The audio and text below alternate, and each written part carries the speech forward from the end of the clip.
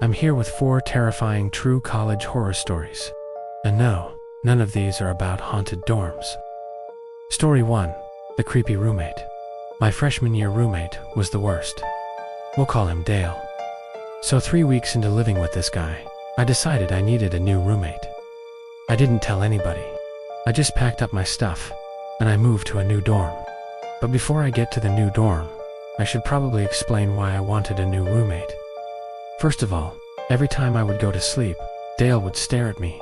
And it wasn't like a, "Oh wow, you have nice eyes" kind of stare. It was a really creepy, intense stare. And he would do it right until I fell asleep. Secondly, Dale liked to hang out in the gardens of our school. And by the gardens, I mean like a big grassy area surrounded by trees. And he would always be sitting there staring off into the trees.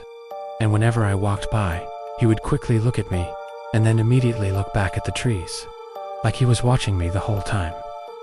Anyways, the day I moved, I went to my new dorm. But before that, I left my laptop in the common room of the old dorm. And when I came back to grab it, it was completely messed up. My files were all over the place. And then I noticed that my clothes were also neatly folded on the table. And if you know Dale, you know he would never fold my clothes. And I just got this weird feeling that he was trying to get into my things. Then after I moved out, I got a call from campus police saying that they came to my old dorm because somebody tried picking the lock on my door, and that somebody was Dale. So they just arrested him for attempted burglary. Story 2. The nature preserve.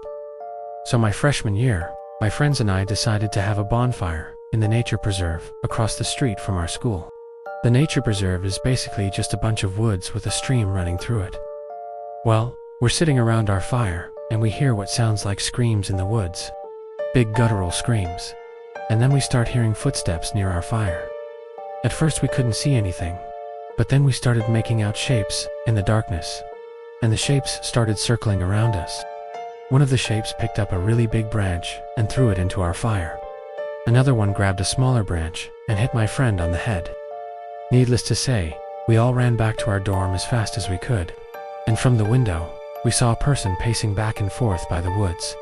Then the person just disappeared. Story 3. The frat party. So freshman year of college, I went to a frat party, and I'll never forget it. I was just walking around, talking to people, having a good time. And this really heavy-set guy offered to buy me a drink. And he comes back with this tiny little bottle of liquor. I drank it, and I blacked out.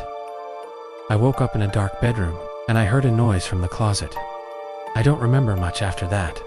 I just remember stumbling out of the frat house with my roommate and going straight back to our dorm. I never told anyone what happened that night, but I'm pretty sure I was drugged. Story 4. The tapping.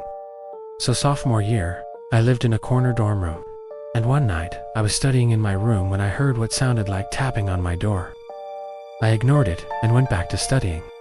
Then I heard the tapping again, but it was louder. So I stopped studying and I listened. I heard the tapping again, and this time it was really loud. So I got up the courage to open the door, and when I opened it, nobody was there. I thought maybe it was just my imagination, or maybe it was the people above me. But the next night, I heard the tapping again. It was really loud. So I got out of bed, and I went to the door. When I opened it, I saw a pair of boots disappearing down the hallway. And I'm not talking about like high-top basketball shoes. These were knee-high leather boots. So I went down the hallway and I found a bathroom.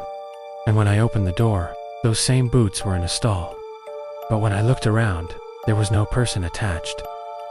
Then I heard what sounded like creepy giggling, and I ran back to my room. Turns out no one else on my floor heard any of this. Thanks for watching.